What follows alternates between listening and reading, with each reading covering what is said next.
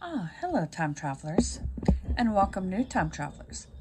As always, if you're new to this channel and enjoy learning history one event at a time, then don't forget to hit that like button, comment, subscribe, and turn on all notifications.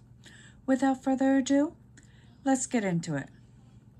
On this day in 1415, the English army, led by Henry V, scored a decisive victory over the French at the Battle of Agincourt during the 100 Years' War, paving the way for further English conquests and successes.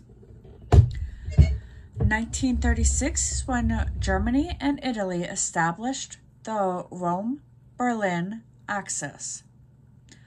4 years later, in 1940, there is two events. The first one is when American collegiate basketball coach Bob Knight, whose 902 career NCAA coaching victories are among the most in men's basketball history, was born. And also in 1940, American military officer Benjamin O. Davis Sr. became the first African-American general in the U.S. Army when he was promoted to Brigadier General.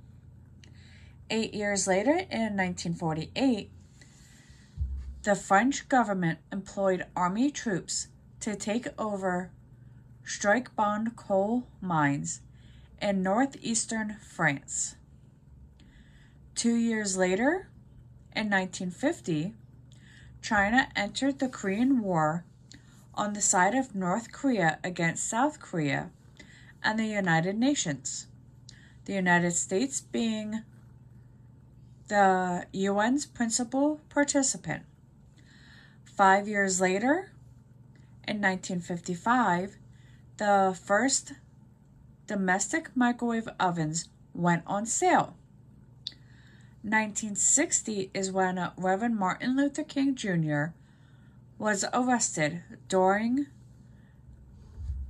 Atlanta, Georgia sit-in demonstration, was given 4-month sentence in Decatur, Georgia court for violating parole previously granted on traffic charges.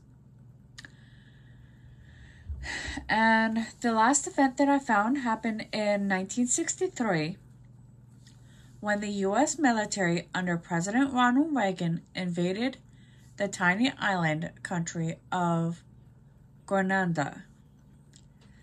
Now let's head into this animal kingdom for our 74th animal fact, when the Patu Digua is thought to be the smallest spider in the world, at just 0.37 millimeters. This Colombian spider is about 1/5 the size of the head of a pin. Dang, that's small. Now let's head into the science lab for our 75th science fact. Dogs tilt their heads when you speak to them to better pinpoint familiar words. Your dog is tilting its head when you speak to pinpoint where noises are coming from more quickly.